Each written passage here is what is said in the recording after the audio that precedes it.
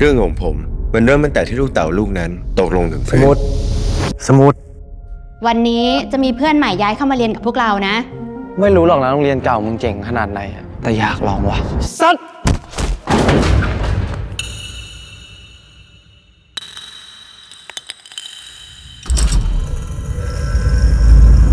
เรื่องของเราชื่อ The Dark Dice Game Toy ทะลุมิติค่ะก็คือจะเล่าว่าเป็นเล่าเกี่ยวกับเซตติ้งในโรงเรียนเลยค่ะในโรงเรียนหนึ่งก็จะมีเกมครับผมจะเป็นเกมกระดานครับเป็นเกมทอยลูกเต๋านี่แหละเป็นเกมในตำนานของโรงเรียน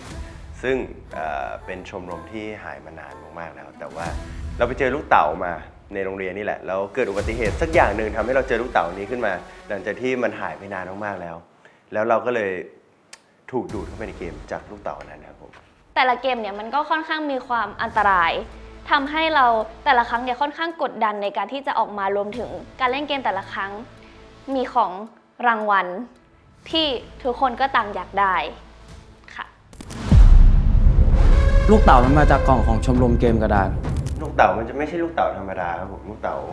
ธรรมดาที่คนเห็นก็อาจจะเป็นสี่เหลี่ยมนู่นนี่เนาะแต่ว่าอันเนี้ยจะเป็นฟิลเหมือนเพชรละกันเหมือนเพชรสีทองมีหลายหน้ามากๆแล้วก็จะมีหน้าหนึ่งที่เป็นรูปพระจันทร์เสี้ยวเป็นแบบเหมือนสัญลักษณ์ซิมโบลของเกมนี้สมุดของชมรมเกมกระดานเนี่ยเป็นสิ่งที่ยืนยันได้ว่าเคยมีคนเล่นเกมนี้ก่อนพวกเราทางเดียวที่จะรู้ได้ก็ต้องพิสูจน์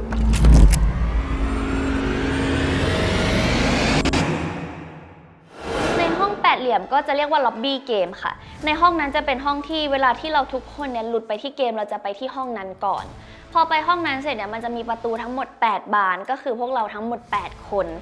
ในบางเกมเราจะต้องเข้าไปคนละบานแต่ว่าบางเกมเราก็เข้าไปช่วยกันได้ซึ่งในล็อบบี้นั้นน่ะก็จะไม่มีใครรู้ว่าเราโผล่มาที่นี่ได้ยังไงมันจะรู้ตัวอีกทีก็คือโผล่มาที่นี่แล้วก็จะมีแท่นตรงกลางที่เป็นแท่นใบสำหรับวางเหรียญรางวัลแล้วในห้องเนี่ยก็จะมีเสียงกติกาที่คอยบอกเป็นเสียงจากไหนไม่รู้ที่จะคอยอธิบายเกมว่าครั้งนี้เราต้องทำยังไงเพราะแต่ละครั้งที่เราเข้าไปเกมมันจะไม่เหมือนกันเลย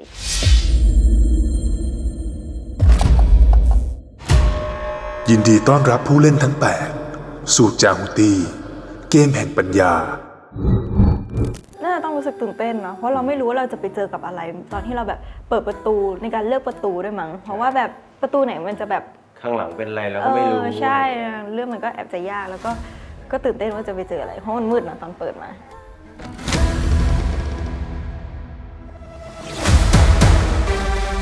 นี่พวกเราต้องเล่นเกมกันที่นี่ใช่ไหม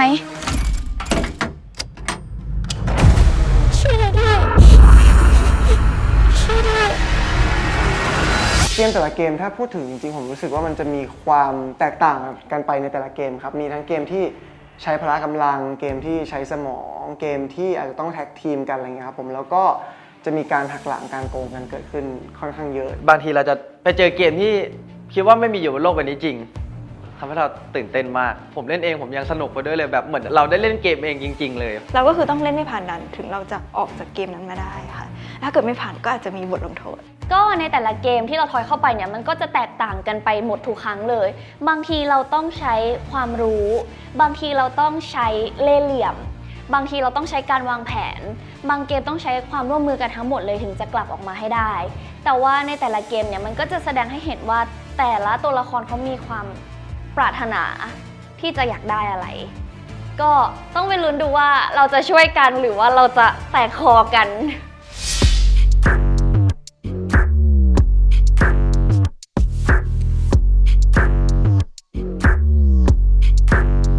ถ้าเป็นในเกมแก่นต้องเป็นสายแบบสายวางแผนเลยสายอยู่หลังบ้านสายแบบโค้ดคอมพิวเตอร์แก่นเขามีความสามารถในการแบบพิมพ์โค้ดเขียนโค้ดด้วยประมาณนั้นเป็นแบบตัววางหมาก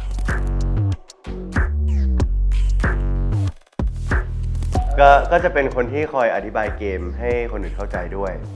แล้วก็จะเป็นคนที่เวลามีปัญหาอะไรก็จะแก้ปัญหาให้แล้วก็จะเป็นคนที่คอยเสียสละแล้วก็คอยช่วยเพื่อนคนอื่นให้ได้ออกรอดมาจากเกมทุกคนครับผม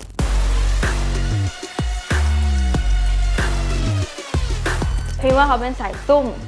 เป็นคนตัวละครที่แบบอยู่เงียบๆก่อนตอนเริ่มเกมทุกคนจะแบบไม่ค่อยพูดอะไรเยอะแล้วแบบตอนหลังๆถ้ามันจำเป็นจริงๆหรือว่าแบบมันมีเหตุการณ์ที่แบบร้ายแรงขึ้นมาเขาก็จะเป็นตัวที่แบบเข้ามาสู้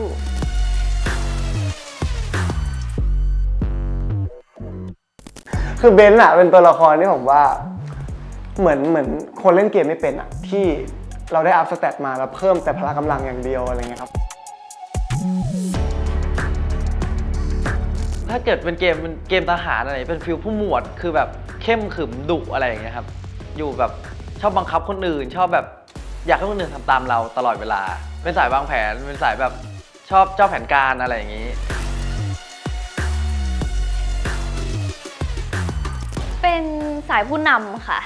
คือตัวมาเมเนี่ยจะเมื่อเทียบกับความรู้ความฉลาดเนี่ยจะไม่ได้เท่าสมุดกับแก่น แต่ว่าเขาจะมีความเหมือนเป็นคนสรุปภาพรวมทุกอย่างว่าโอเคงั้นสรุปเราเลือกแผนนี้นะแล้วเราจะไปทางนี้นะแล้วก็จะเป็นคนคอยดูแลทุกๆคนว่าเฮ้ยมากันครบหรือยังก็จะเป็นคนคอยเช็คภาพรวมแล้วก็นำทุกคนไปค่ะ ด้วยความที่เราเป็นนักกีฬาเนี่ยเราไม่ใช่เด็กเรียนอยู่แล้วเราไม่มีความรู้แน่นอนคือเรามีแต่กำลัง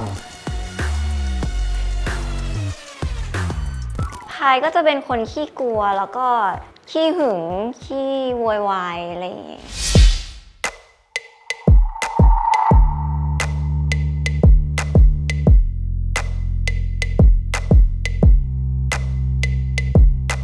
ทุกๆคนอะไรอย่างเงี้ยครับผมแบบก็ช่วงอายุก็พอๆกันก็จะเป็นเพื่อนๆกันนะผมแล้วก็ทำให้การทำงานเนี่ยสบายใจมากแล้วก็ทุกคนก็เป็นเพื่อนกันหมดแล้วก็ทำให้บรรยากาศกองแบบดูคึกคืนนะอย่างเตโชอะไรเงี้ยก็พูดไปเรื่อยมากๆแล้วก็ทำให้ทุกคนมี energy ตอนที่เหนื่อยแล้วอะไรเงี้ย ใช่ค่ะก็คือเหมือนตอนเวิร์กช็อปเราก็มีแบบไปลองเล่นบอร์ดเกมดูเพราะเราจะได้รู้จังหวะของกันและกันแล้วก็รู้ว่าแบบวิธีการเล่นมันเป็นแบบนี้นะอะไรอย่างนี้พอแบบไปเล่นเกมจริงๆเราจะได้ get in กับมันได้มากขึ้น แต่ว่ามันก็เป็นเหมือนพื้นฐานเพราะว่าในเกมมันจะถูกดัดแปลงไปอีกนิดหน่อยอะไรอย่างนี้แล้วก็